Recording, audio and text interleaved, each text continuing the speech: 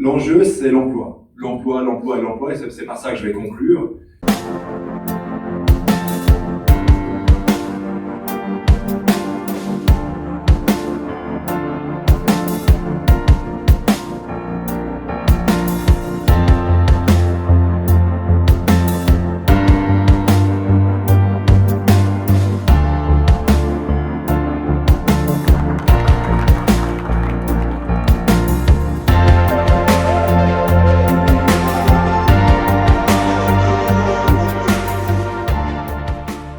Ce dont j'aimerais vous entretenir brièvement aujourd'hui pour lancer la discussion et ensuite évidemment répondre aux questions que vous souhaiteriez me poser, c'est en fait vous faire partager les préoccupations du ministre de l'économie. La mauvaise nouvelle, c'est qu'on commence seulement à entamer la crise économique. Ces répercussions, on commence seulement à en percevoir les premiers effets. Donc une des problématiques concrètes qui se posent pour un ministre de l'économie aujourd'hui, c'est un peu comme on a vécu le confinement et le déconfinement était plus compliqué que le confinement, le redémarrage, à certains égards, de l'économie peut s'avérer plus compliqué que l'arrêt.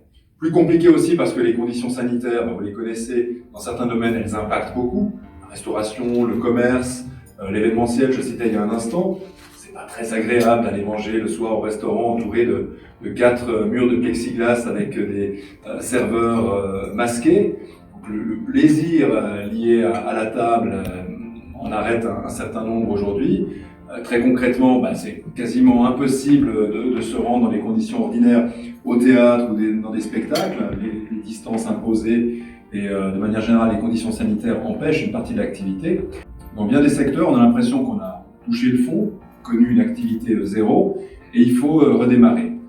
Grosso modo, 3 familles qui ont beaucoup souffert, qui connaissent des pertes de chiffre d'affaires supérieures à 60%. C'est la famille du tourisme d'abord, tout ce qui est lié au voyage.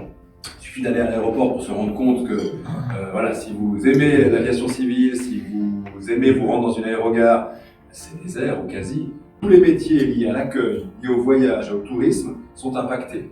Dans cette grande famille de métiers, il y a évidemment les hôteliers, catégorie très très importante, qui souffrent terriblement. C'est 5000 emplois à Genève, c'est 125 établissements. Sur 125 établissements, il y en a encore 25 qui sont fermés. Donc on peut vraiment se demander s'ils vont rouvrir un jour. Se fermer 6 mois, ça va être compliqué de rouvrir ensuite. Il y a le domaine des voyagistes. Alors ça, c'est rencontré encore récemment, qui l'explique très bien. C'est sans doute ceux pour lesquels la situation est la pire. C'est par nature des structures plutôt de petites et moyennes entreprises, en général très très bien gérées, très saines, qui se sont retrouvés au mois de mars, il faut l'imaginer, à générer du chiffre d'affaires négatif, puisque non seulement il n'y avait pas de rentrée, mais il y avait des sorties pour des rapatriements organisés, qui se retrouvent là aussi, comme pour l'hôtellerie, sans véritable perspective. Qu'est-ce qui va se passer en 21, en 22, en 23? Est-ce que les voyages vont redémarrer? Si oui, dans quelle mesure, dans quelle proportion, à quelle distance, avec quelle psychologie? Il ne s'agit pas juste de réautoriser les voyages. Évidemment qu'aujourd'hui, si on doit prendre le risque avec sa famille de se retrouver coincé en quarantaine à l'autre bout de la planète, on préférera peut-être privilégier la solution d'une balade estivale dans les Alpes bernoises. Donc les agences de voyage, et puis après la troisième sous-catégorie dans le domaine du tourisme, c'est tous les prestataires de services de type autocar, taxi, qui à un titre ou un autre, dans le domaine du voyage, assurent une partie de la création de la chaîne de valeur. La deuxième grande famille, c'est les commerces et les restaurants, commerce de détail, restauration, qui souffrent par contre-coup d'une diminution du volume des affaires, d'une baisse de la demande, et puis de contingences sanitaires, je l'exprimais tout à l'heure, qui concrètement entravent une partie de l'activité. La troisième grande famille, c'est en fait la première à avoir été touchée, c'est le domaine de l'événementiel. Les foires, les expositions, le montage de stands, le son, la lumière, tout ce qui permet de concrétiser des manifestations de plus ou de moins 1000 personnes, mais ça va aussi pour les manifestations privées à partir de 100 personnes, mariages et autres. C'est par exemple tout le domaine des traiteurs qui sont touchés et qui ne peuvent pas opérer une reconversion subite dès lors que les chiffres d'affaires s'effondrent totalement.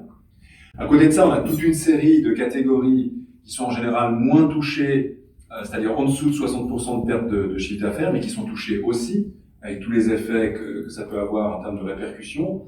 Mais donc l'ensemble de l'économie est déstabilisé, il y a peu de secteurs qui s'en sortent bien. Il va s'agir pour l'État d'accompagner de façon ciblée, et d'accompagner comment? en partie avec des prêts, mais en réalité surtout avec des aides à fonds perdu.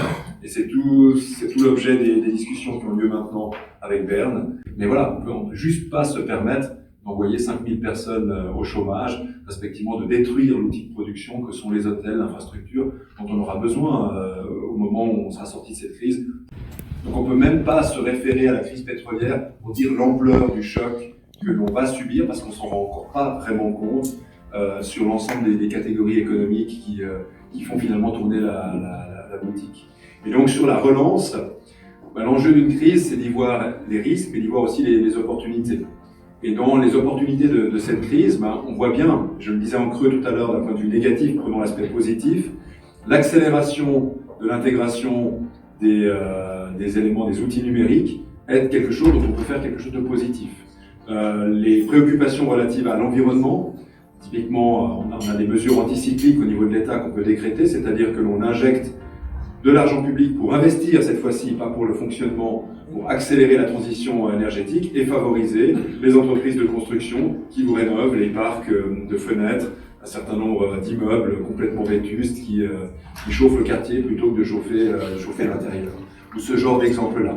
Donc on essaye de mettre sur pied, avec une liste exhaustive, toute une série de pistes pour relancer l'économie, en partie artificiellement en stimulant la demande, en partie naturellement en consolidant l'offre et en identifiant les bras de levier qu'on peut utiliser. L'enjeu, c'est l'emploi. L'emploi, et c'est par ça que je vais conclure.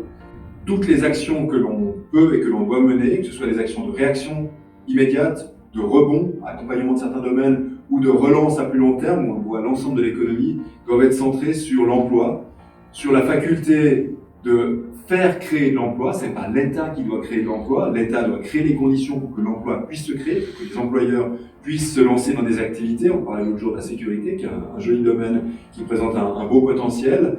Je vois aussi beaucoup d'entreprises qui se lancent, et je pense qu'on va ressortir de cette crise aussi avec beaucoup plus d'auto-entrepreneurs, ce qui présente un risque, si on se casse la figure. Voilà, mais si on réussit, c'est magnifique, et si on a à la fin peut-être un peu moins d'employés, un peu plus d'entrepreneurs, on aura aussi peut-être dans une société une approche un peu différente de l'économie. Et donc mon rôle consiste là-dedans à expliquer, stimuler, encourager, et ça et là, donner peut-être un petit coup de pouce supplémentaire. Voilà, j'ai déjà beaucoup trop parlé, je vois que l'entrée est servie, je vous souhaite un bon appétit, et je me réjouis de prendre vos questions. Merci.